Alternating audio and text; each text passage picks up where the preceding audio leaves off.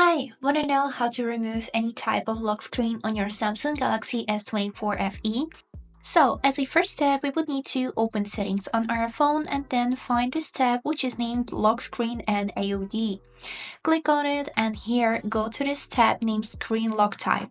As a next step, you would need to enter your current PIN code to verify that this phone is yours. And now to remove the lock screen, we would need to choose one of these two options, which is swipe or none. On the none one, your phone will basically turn off, and when you turn it on, you will stay on the same page. If we will choose swipe, we will be able to see the lock screen and just swipe up to unlock the phone. So if I will choose the swipe one, you can see that change to a non-secure screen lock type, and also my fingerprints will be removed for my security. So I click remove data, remove, and after this I have no protection on my phone and I can simply unlock it like this. And that's it.